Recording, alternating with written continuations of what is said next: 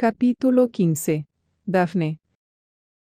Daphne descendió los 50 últimos metros trazando amplias curvas, frenando hasta detenerse en la entrada del funicular de Apex. Aún no se veía ni rastro de Jefferson. El encargado, un tipo de barba desaliñada que llevaba puesta una gorra de lana de los Raiders, le dedicó una sonrisa desconcertada, como si supiera que debería reconocerla pero no pudiese recordar por qué era famosa. Aquello las hirió un poco, aunque le costara admitirlo.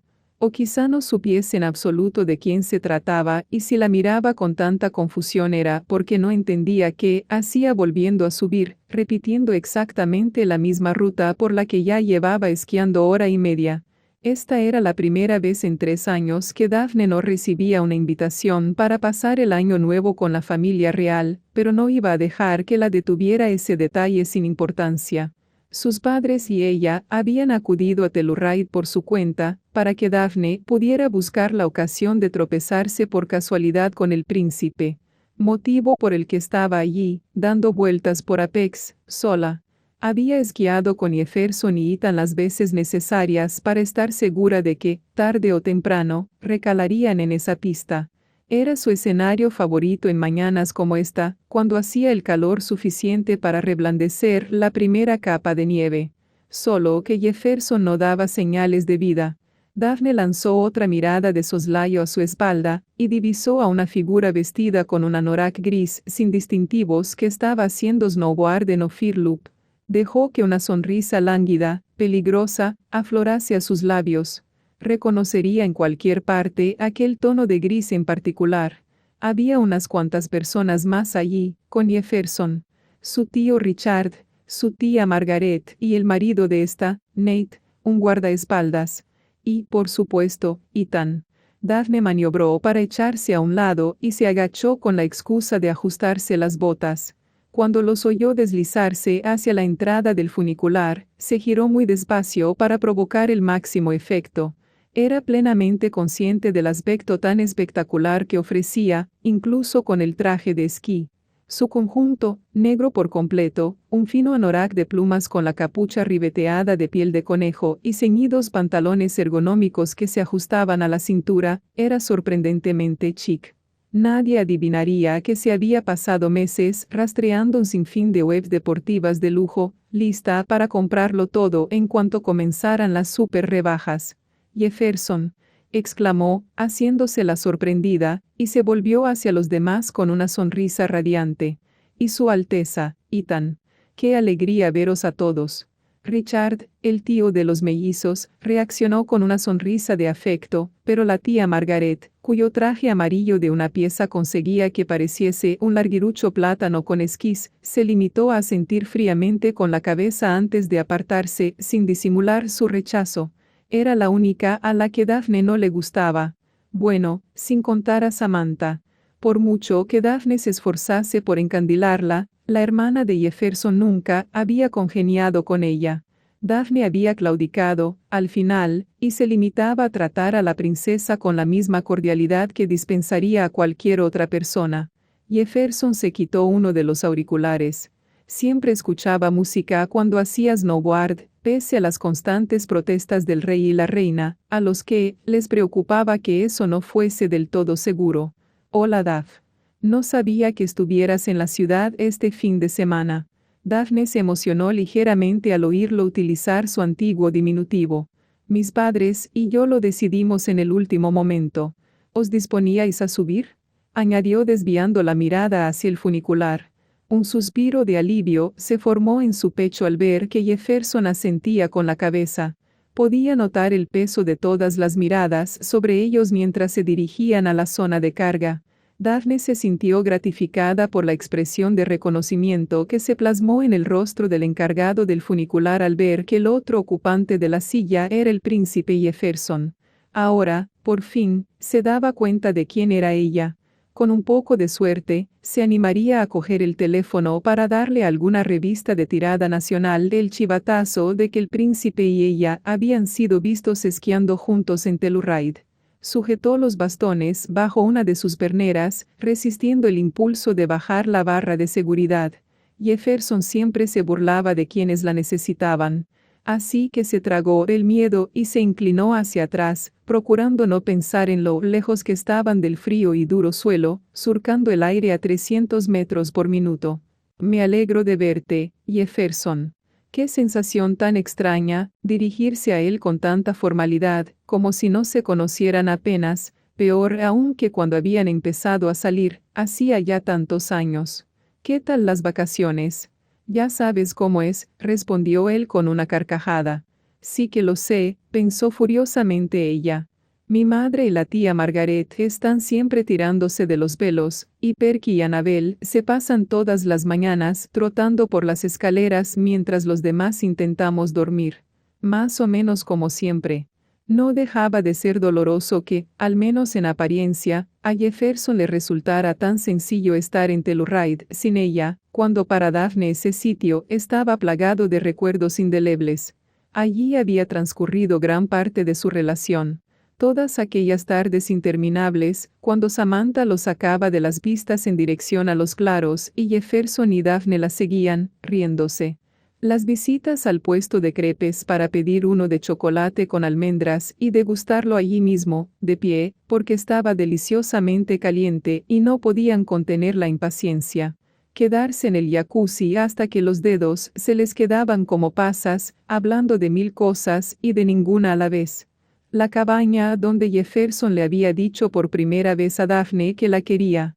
Las pendientes se extendían a sus pies mientras la silla continuaba ascendiendo. A su derecha, tras un manto de abetos cubiertos de nieve, se distinguían las relucientes curvas de una pista llamada Ayayay.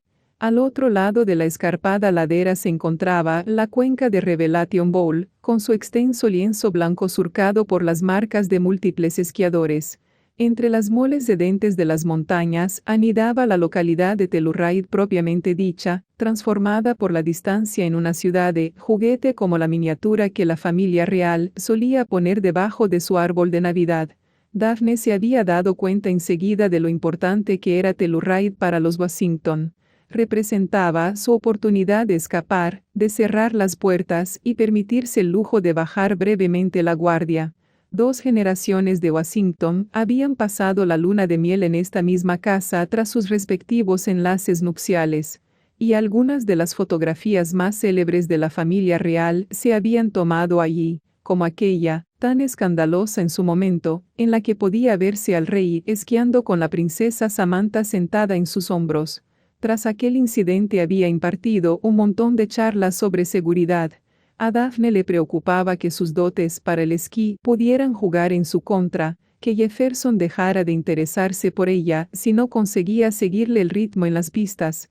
Por consiguiente, se había volcado en sus clases de esquí con agresivo entusiasmo. La decisión de esquiar, en vez de hacer snowboard como Jefferson, había sido instintiva. La reina Adelaide y la princesa Beatriz esquiaban, así que Daphne también. ¿Qué tal has pasado las Navidades?, preguntó Jefferson. Genial, respondió Daphne de forma automática, aunque lo cierto era que estaba tan ocupada que las festividades se le habían pasado casi sin darse cuenta. De todos modos, su familia no era de las que se reunía en paz y armonía para compartir galletitas y cantar villancicos. Daphne había pasado las vacaciones inmersa en un maremagno de apariciones en público. Había asistido a la inauguración de la nueva exhibición de la National Portrait Gallery, a la recepción de bienvenida en honor de Lady Siki, la nueva embajadora de China, y a decenas de conciertos de Navidad. Había aceptado tantas invitaciones a tantos cócteles y fiestas benéficas que a veces se dejaba ver hasta por 5 actos distintos en la misma noche. Daphne no perdía la esperanza de que Jefferson apareciera por sorpresa en alguno de ellos, la viera y se diese cuenta de lo mucho que la echaba de menos.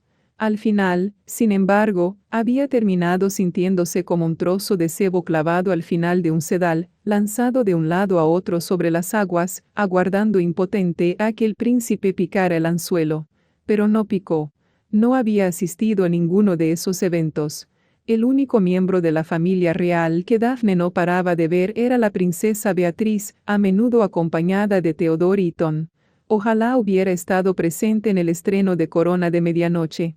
Podría haber ido sin problemas, conocía a mucha gente que alquilaba su palco por temporadas, personas que le debían algún que otro favor. Pero Daphne no se imaginaba que Jefferson fuera a asistir a un musical, no después de no haber querido ir a ninguno en todos los años que habían pasado juntos. El rey y la reina debían de haberle insistido para que hiciera de tripas corazón por Beatriz, por su primera aparición en público junto a Teddy. Se acercaban al final del trayecto. Daphne tenía que decir algo ahora, antes de que se le escapara la oportunidad. Ha sido una Navidad rara, la verdad, le dijo a Jefferson. No ha sido lo mismo sin ti. Daphne, el príncipe acortó la distancia que lo separaba en la silla, sus ojos oscuros llameaban. Habían llegado al punto de descarga. Fuera lo que fuese que iba a decirle, lo dejó correr, encajó el pie en el estribo y se alejó patinando unos metros. Para cuando Daphne hubo liberado sus bastones y se reunió con él, la sonrisa de Jefferson era más radiante y despreocupada que nunca. La nieve tenía una pinta estupenda en Giant Steps, sugirió ella. Jefferson asintió sin pensarlo 2 veces. Siempre estoy a favor de ir a Steps. Tras ellos, el resto del grupo acababa de apearse del asiento. Daphne se sintió aliviada al verlos continuar esquiando, descendiendo en dirección a una de las vistas menos intensas con las que comunicaba ese telesilla. Jefferson ya se había aproximado a la entrada de Giant Steps, un estrecho embudo que partía justo desde debajo del telesilla y que, a juzgar por su aspecto, llevaba semanas sin que nadie lo adecentara. La nieve, muy profunda, se amontonaba a los lados en gruesos terraplenes formados por los bruscos giros que ejecutaban los esquiadores en el pronunciado desnivel central. Daphne se disponía a iniciar el descenso cuando Ethan se acercó deslizándose y se interpuso directamente en su camino. ¿Qué haces aquí, Daphne? Pues intentaba esquiar, pero ahora estás cortándome el paso. ¿Realmente estás tan desesperada? Ethan la observó fijamente a través de las lentes curvas de sus gafas tintadas de azul. ¿En serio esperas que alguno de nosotros se crea que esto ha sido una coincidencia? Lo que creáis me trae sin cuidado, la verdad. Como si fuera a compartir sus planes con Ethan Beckett. Daphne jugaba según sus propias reglas y solo aceptaba sus propios consejos, y lo último que necesitaba era esta interferencia. Ethan no se movió. Daphne, estoy casi seguro de que Jeff está ahora con otra persona. Ella respondió con una carcajada.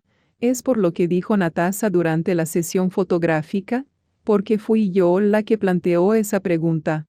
Cualquier cosa con tal de que Jefferson volviera a pensar en ella, con tal de recordarle cuánto adoraba a América la idea de verlos juntos a ambos. No, insistió Ethan. Hay algo entre Nina y él. ¿Nina? Daphne hurgó en sus recuerdos de St. Úrsula, de todas las distintas hijas y nietas de la aristocracia, pero no encontró a ninguna llamada Nina. La amiga de Samantha, Nina González. La hija del secretario del Tesoro. Ethan resopló. Debería haberme imaginado que para ti solo es eso. Siempre piensas en términos de proximidad al poder. Daphne no le hizo caso. Podría haberse reído a carcajadas, de puro alivio. Por supuesto que conocía a Nina. Esa chica con las puntas abiertas y un atroz sentido de la moda que siempre correteaba detrás de Samantha, esperando probablemente a que la invitaran a pasar otras vacaciones de 5 estrellas. Te equivocas, dijo, desdeñosa. Lo dudo. ¿Los has visto juntos?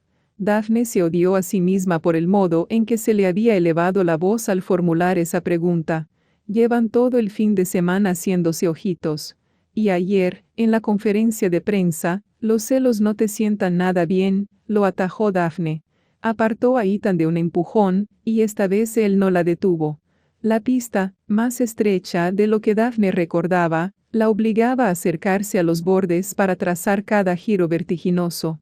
Muy por delante de ella, vio la figura gris de Jefferson, deslizándose por el centro de la pendiente. Sabía que el instinto de Ethan para estas cosas no solía ir desencaminado, pero, aunque Nina y Jefferson estuvieran enrollándose, posibilidad en la que Daphne no quería pensar demasiado, de ninguna manera podría él ir en serio con una chica como esa. Un ominoso banco de nubes comenzaba a acumularse en la distancia. Nevaría pronto. Daphne podía sentir cómo el paisaje contenía el aliento, expectante. Los pinos se elevaban a ambos lados de la pista, sus ramas pesadas estaban espolvoreadas de blanco. Un pájaro salió volando de entre los árboles, provocando el desprendimiento de una cortina de nieve. A Daphne le encantaba esquiar. El palpitar de los colores borrosos a su alrededor, la poderosa y tensa sensación de estar esculpiendo su marca en la cara de la montaña. Adoraba el silencio, reverente y profundo, roto tan solo por el siseo de los frágiles cristales de hielo que se abrían a su paso. Cuando esquiaba, Daphne se sentía como si tuviera control sobre su vida, sobre el mundo entero, incluso sobre la gravedad. Estaba alcanzando a Jefferson. Él tenía más masa muscular que ella, pero trazaba las curvas de forma pausada, mientras que Daphne cortaba el viento como una flecha. Sabía que ya había dejado atrás a Ethan. Quizá ni siquiera se hubiese atrevido a bajar por este trazado. La idea era extraordinariamente satisfactoria. «Ha sido increíble», exclamó cuando por fin hubo alcanzado al príncipe. Le dolían las espinillas de tanto presionar contra las botas, y notaba agradables agujetas en los cuádriceps. Y tanto. La sonrisa de Jefferson era un reflejo de la suya. Se quitó el casco y se pasó una mano por el cabello húmedo. Incluso ahora, sudoroso y con la respiración entrecortada, se veía más alto, moreno y apuesto que nunca, como el príncipe de un cuento de hadas. Jefferson esperó a que Ethan hubiera llegado hasta ellos antes de inclinar la cabeza en dirección al telesilla. «¿Volvemos arriba?» «Por supuesto».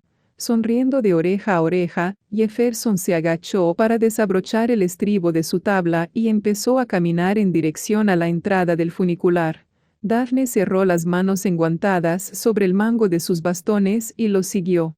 También ella sonreía, una sonrisa radiante y perfecta. Le demostraría a Ethan lo equivocado que estaba. Ya había llegado hasta aquí, recuperaría a Jefferson, sin importar lo que le costara. Sin importar lo que tuviera que hacer con la pobre Nina González para apartarla de su camino. Capítulo 16. Beatriz. En las ventanillas del avión solo se veía una oscuridad escarchada. Pese a todo, Beatriz seguía mirando por ellas porque no se atrevía a levantar la cabeza y ver a Connor sentado frente a ella, absorto en el libro de tapa dura que estaba leyendo, ignorándola. ¿Cuántas veces habían viajado así antes, los dos a solas, en un avión de pequeño tamaño? En secreto, Beatriz adoraba estos vuelos.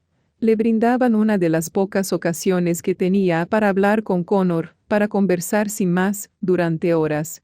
De sus respectivas familias, de política o de cualquiera que fuese la última peli mala que habían elegido para matar el rato mientras se comían una de las bolsas de palomitas guardadas en el armario de aperitivos de a bordo.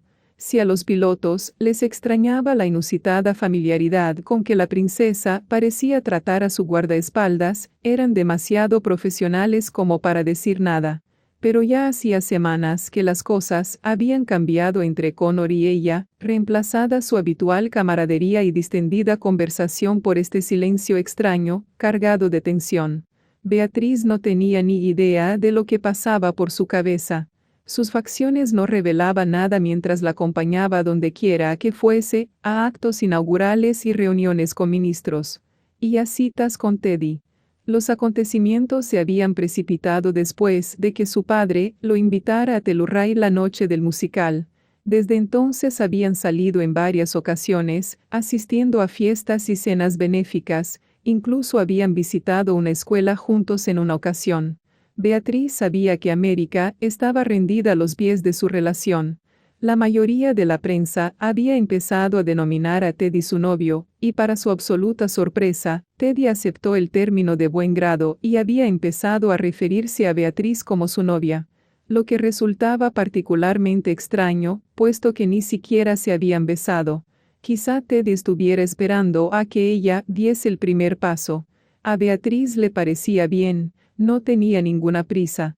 No había presionado a Teddy para que le ofreciera más explicaciones, pero tampoco había olvidado lo que él le dijo en el teatro, que sus obligaciones eran tan acuciantes como las de ella. Se preguntó si estaría disfrutando de su estancia en Telluride. De alguna manera, le costaba arrepentirse lo más mínimo de haberse quedado en la ciudad para participar en el día de servicios comunitarios del Centro Madux, por lo que iba a llegar un día más tarde. Sus padres habían hecho todo lo posible por hacerle cambiar de opinión, recordándole con elocuencia que Teddy estaría en Telluride en calidad de invitado de ella. En fin, no era Beatriz la que lo había invitado. Tal y como les había explicado a los reyes, su padre y ella deberían viajar en aviones distintos de todos modos, por razones de seguridad. El primero en la línea de sucesión no podía viajar con el monarca reinante, así que, ¿qué más daba que se quedase en la capital un día más? Para sus adentros, Beatriz se alegraba de llegar tarde y ahorrarse así ese día extra de intimidad forzada con Teddy. Sus pensamientos se vieron interrumpidos por un violento vaivén cuando el avión atravesó unas turbulencias inesperadas. Su Alteza Real, emanaron de los altavoces las palabras del piloto. Lamentablemente, debido a las condiciones meteorológicas, no vamos a poder aterrizar en el aeropuerto de Telluride como estaba previsto. El control de tráfico aéreo insiste en que nos desviemos a Montrose Regional. Lo siento, ya les he dicho quién es nuestra pasajera, añadió en tono de disculpa, pero se han mostrado muy firmes. Lo entiendo. Gracias. Beatriz notaba la mente extrañamente embotada. ¿Montrose? Eso quedaba al menos a 2 horas en coche de Telluride. Los pilotos debían de estar aterrizando guiándose solo por los instrumentos, puesto que no había visibilidad. Su avión descendía a través de una nube de un blanco opaco. Beatriz murmuró una plegaria de gratitud cuando se posaron en la pista sin más contratiempos. Un SUV oscuro había aparcado junto al jet privado, y su conductor se apresuraba a sacar el equipaje de la bodega de carga del avión. La nieve comenzaba a caer con más fuerza, tan veloz y densa como la lluvia, dificultando la vista a Beatriz. Se disolvía en chispazos helados sobre su piel. Se arrebujó en el asiento trasero del vehículo. Connor se deslizó junto a ella, trayendo consigo una ráfaga de aire glacial. Su Alteza Real, dijo el chofer, titubeante, mientras salía del aparcamiento, tengo más malas noticias. Han cerrado las 2 autopistas debido al mal tiempo. Será imposible que lleguéis a Telluride esta noche. Apenas 1 hora más tarde, Connor y ella se encontraban en una cabaña diminuta en las afueras de Montrose. No era exactamente a lo que Beatriz estaba acostumbrada, pero sus opciones eran muy limitadas, dadas tanto las horas intempestivas como las condiciones adversas. La dueña de la propiedad había estado a punto de sufrir un ataque de ansiedad al enterarse de la identidad de su huésped. Había firmado el acuerdo de confidencialidad estándar, por supuesto, pero aún así había insistido en desafiar a la tormenta para abrirle la puerta en persona. Se deshizo en reverencias y majestades, lo que Beatriz le agradeció con una sonrisa. No tuvo valor para informar a la señora de que su majestad era un término honorífico reservado exclusivamente para el rey y la reina. Connor carraspeó cuando la mujer se hubo retirado por fin. Lamento que no hubiera nada más espacioso, dijo. Yo dormiré en el suelo, por supuesto. Oh. Beatriz no se había fijado en el hecho de que solo hubiera una cama. No seas ridículo. Acuéstate en el sofá, por lo menos. Se arrodilló delante de la chimenea y se dispuso a encender un fuego. Permitid que me encargue yo, se ofreció Connor al ver lo que se proponía hacer la princesa, pero Beatriz negó con la cabeza. Mi abuelo me enseñó a hacer fuego. Según él, es una habilidad crucial en la vida. Apiló metódicamente unos cuantos troncos de buen tamaño sobre otros más pequeños y repartió varias bolas de papel bajo el conjunto de leña. Además, es agradable hacer algo útil, para variar. Rara vez se me presenta la oportunidad. Todo lo que hacéis es útil, insistió Connor. Beatriz resopló para apartarse un mechón que le había caído sobre los ojos. Tú ya me entiendes. Acercó el encendedor a la leña. La llama se elevó con firmeza, ondulando de un modo profundamente gratificante. Cuando Beatriz estuvo segura de que no iba a apagarse, se retiró al sofá y recogió los pies bajo su cuerpo para sentarse con las piernas cruzadas. Connor no se había movido aún de su sitio, contra la pared, tenso, su cuerpo en la pose habitual de la guardia de honor. Sostenía la mirada fija al frente, como si escudriñara la habitación en busca de cualquier posible amenaza. Puedes sentarte, no hace falta que te quedes gruñendo en un rincón. A lo mejor es que me gusta gruñir. Las sombras del fuego aleteaban sobre sus rasgos. Pero no cuando no hay nadie para escuchar tus gruñidos. Era lo más parecido a una conversación distendida que habían tenido en semanas. ¿Cómo podría llegar alguien hasta aquí con esa tormenta? Quedas oficialmente liberado de tus obligaciones por esta noche, insistió Beatriz. Connor se acercó al sofá muy despacio. Se sentó dejando un espacio generoso entre la princesa y él. No contento con eso, cogió uno de los cojines de desgastado tono gris topo y lo interpuso entre ambos a modo de barrera de seguridad. Permanecieron en silencio un momento, contemplando el sereno danzar de las llamas. Al cabo de unos instantes, Connor se levantó para añadir otro tronco. El fuego se avivó y crepitó con avidez en respuesta. Beatriz se imaginó que podía ver distintas formas en él, norias, trompetas y estrellas que se fundían y recombinaban en columnas de luz dorada y rojiza. ¿Te acuerdas de aquella vez que nevó así en la universidad?, preguntó Beatriz cuando él hubo vuelto al sofá. Quizá fueran imaginaciones suyas, pero parecía haberse sentado un poco más cerca esta vez. La tormenta Nemo, rememoró Connor. Cayó tanta nieve que el campus entero se pasó días cerrado. Tuvimos que sobrevivir a base de cereales. El recuerdo hizo sonreír a Beatriz. Puesto que el comedor no había podido abrir sus puertas en todo el día, Harvard terminó enviando a alguien que hubo de desafiar a la tormenta para entregar personalmente algo de alimento a cada uno de los dormitorios. Nada espectacular, tan solo una caja de leche llena de cereales envasados. Connor y ella habían aprovechado para improvisar un picnic, sentados en el suelo mientras comían cheerios secos y jugaban al Trivial Pursuit. Y luego hicimos aquel muñeco de nieve tan feo, replicó. Ese día, cuando se despertaron a la mañana siguiente, Beatriz y Connor, junto con la mayor parte del resto de alumnos, se habían atrevido a salir al patio interior. Por una vez, nadie tenía prisa por ir a ninguna parte. La gente se reía y libraba batallas con bolas de nieve, mientras grupos de chicas con botas con forro de piel y gorros con pompones posaban para sus muy poco improvisadas fotografías. Eran la clase de chicas que normalmente fingían idolatrar a Beatriz, pero ésta se había embozado tanto en su bufanda y su chaqueta que nadie la reconocía. Connor y ella eran libres para hacer su muñeco de nieve, absurdamente escorado, que no paraba de desplomarse por mucho que se esforzaran por evitarlo. ¿Te acuerdas de los chicos de mi dormitorio que intentaron construir un iglú y sellarlo con hierros al rojo? Creo que los días de nieve vuelven insensata a la gente, dijo Connor, que se quedó callado como si se hubiera dado cuenta de lo que acababa de decir, porque también este era un día de nieve. Antes de que Beatriz pudiera responder, su estómago emitió un sonoro rugido. Se ruborizó, esforzándose por disimular su azoramiento. Me parece que no he comido suficientes palomitas en el avión. Connor se levantó. Recortada por las llamas, su silueta relucía con una calidez ambarina. ¿Por qué no investigamos un poco? Con largas y parsimoniosas zancadas, se dirigió a la cocina y empezó a rebuscar en los armarios. Momentos después reapareció con una bolsa de macarrones y un bote de salsa Alfredo. Creo que tus opciones son pasta y pasta. Beatriz ladeó la cabeza, fingiendo considerar la cuestión. La pasta seguro que está deliciosa, declaró. ¿Puedo ayudar? Puedes coger un escurridor. Connor llenó una olla con agua y encendió el hornillo. Después cogió otro cazo y vertió dentro la salsa Alfredo. ¿Un escurridor? Beatriz se lo quedó mirando fijamente. No tenía ni idea de lo que era eso. Los labios de Connor temblaron cuando reprimió una sonrisa. No importa. La princesa lo observó mientras llevaba el agua al punto de ebullición y añadió los macarrones, para después colar la pasta con algo que debía de ser un escurridor. Se percató de súbito de lo absolutamente normal que era esto.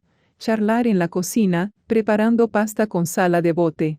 Esto era algo que el resto de la gente podía hacer cuando quisiera.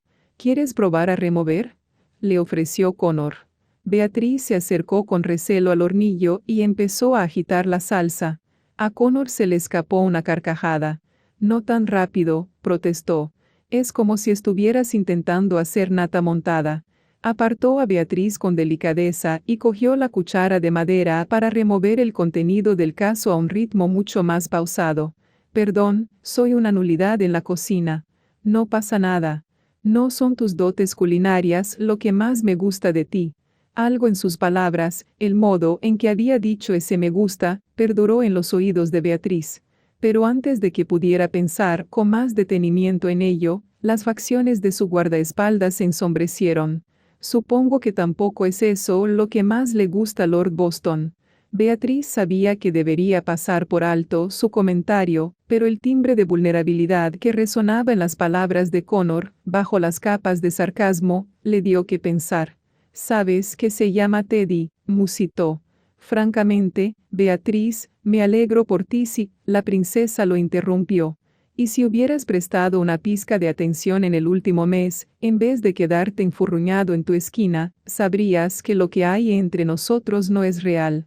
Connor frunció el ceño. «Se te ve feliz cuando estáis juntos. Y él es simpático». La última palabra la pronunció con evidente renuencia. «Es muy simpático, sí. Y cariñoso, amable y escrupulosamente recto».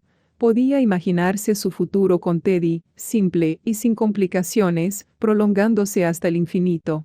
Haría un trabajo maravilloso como primer rey consorte de América. Beatriz apoyó las palmas de las manos en la encimera, combatiendo una repentina sensación de vértigo. Tenía la impresión de que su mundo entero se tambaleaba al filo de una navaja, y lo que dijera a continuación determinaría el lado hacia el que se iba a caer. «Créeme, ojalá pudiera enamorarme de Teddy», murmuró sin poder evitarlo. «Todo sería mucho más fácil así. Pero él ¿no es que?» Los envolvió un tenso silencio. Beatriz estaba muy cansada de huir de esto, de ocultarlo todo bajo una tersa capa de negación.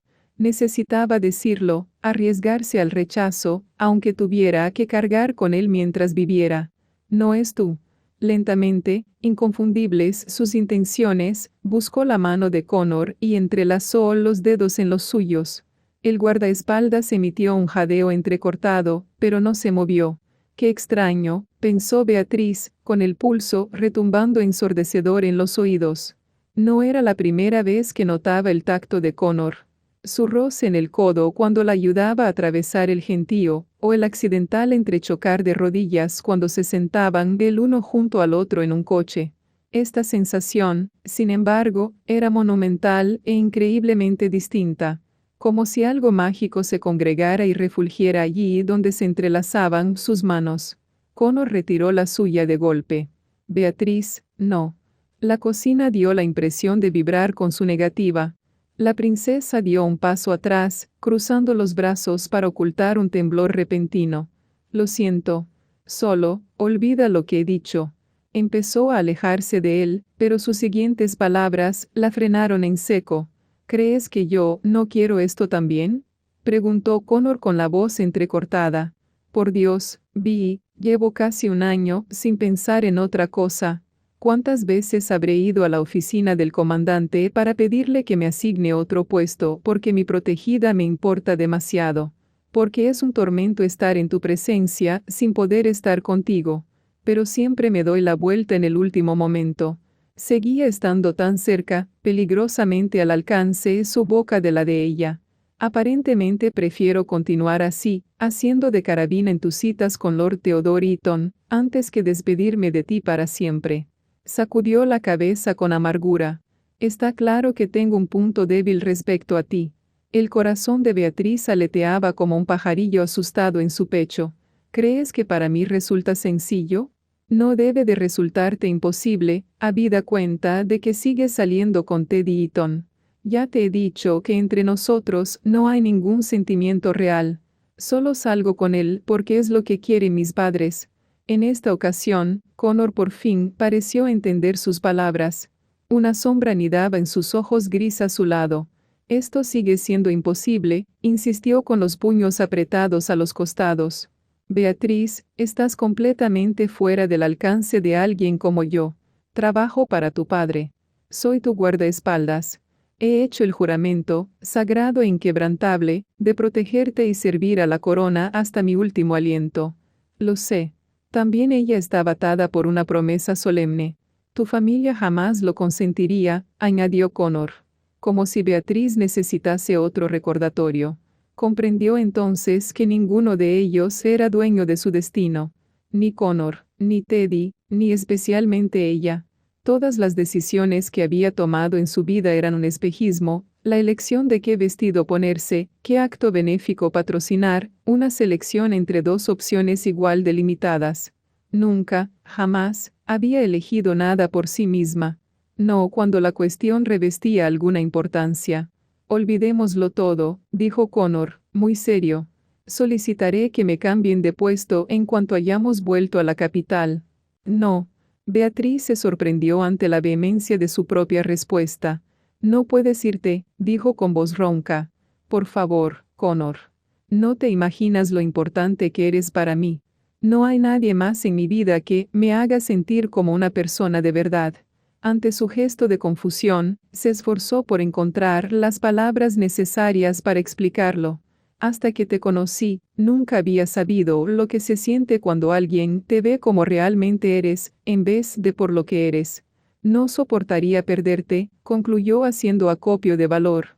Connor tragó saliva con dificultad. Nunca te haría daño. Pero, Beatriz, no puedo prometerte que no vayas a sufrir, que no vayas a salir lastimada si te relacionas conmigo. Ya estoy sufriendo. La princesa notó que las lágrimas comenzaban a agolparse en sus ojos. Nunca puedo decidir nada por mí misma. Siempre debo anteponer a mi familia, a mi país, y me cuesta horrores cada día de mi vida. Pero perderte a ti, ese es un precio que no estoy dispuesta a pagar. Connor le apartó un mechón suelto. Antes de que pudiera bajar la mano, Beatriz la tomó en la de ella y apoyó la mejilla en sus dedos. Tenía la piel áspera y encallecida.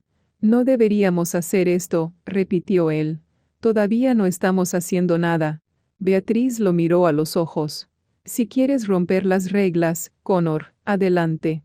Rómpelas. Él respondió con una sonrisita familiar ante sus palabras antes de agacharse para cubrirle la boca con la suya. Beatriz se puso de puntillas con los labios separados. Las manos de Connor se apartaron deslizándose de su rostro hasta posarse con delicadeza en su talle. La princesa se recostó contra la isla de piedra del centro de la cocina y el guardaespaldas se inclinó hacia ella en respuesta, envolviéndola con la calidez de su cuerpo. La besó sin prisa, con una quietud embelesada que rayaba en el temor reverencial, como si también a él le costara creer lo que estaba ocurriendo. Besar a Connor le producía una sensación aterradora y familiar a la vez, como volver a casa tras haberse pasado toda una vida perdida. En algún momento, la encimera de piedra comenzó a clavársele en las caderas, y Beatriz cambió de postura. Connor se lo tomó como una señal para detenerse. Probablemente deberíamos, hectómetro, murmuró en tono interrogativo. Los ojos de Beatriz saltaron de forma instintiva al sofá. No estaba preparada para llevar esto al dormitorio, de ninguna manera. Al ver su expresión y reconocer lo que significaba, Connor apagó el hornillo, al menos uno de ellos conservaba la cordura necesaria para no incendiar la cabaña, y levantó a Beatriz en sus brazos como si no pesara nada. La llevó al sofá y la depositó con cuidado sobre los cojines, sin dejar de besarla en ningún momento. Fuera, la nieve caía con más fuerza, una cadena de témpanos de hielo ribeteaba el marco de la ventana. Beatriz se sentía como si estuviera dentro de una bola de cristal llena de nieve que alguien estuviera agitando. Deseó que los pequeños copos blancos no se posaran nunca, que pudiera quedarse aquí para siempre, a salvo del paso del tiempo. Tengo miedo, susurró Connor en voz tan baja que Beatriz pensó que no lo había oído bien. Tú, creía que eras demasiado arrogante para saber qué es el miedo. Esa es la Beatriz que conozco. El guardaespaldas esbozó una sonrisa ladeada antes de exhalar un suspiro. Pero tengo miedo, sí. Tengo miedo de perderte, de hacerte daño de alguna manera. Y, sobre todo, tengo miedo de decepcionarte. Beatriz se rebulló para poder mirarlo a los ojos. Yo también estoy asustada, admitió. Pero ahora, por lo menos, podemos estarlo juntos. El fuego ardía aún ante ellos sin nadie que lo controlara. Fin del capítulo 16.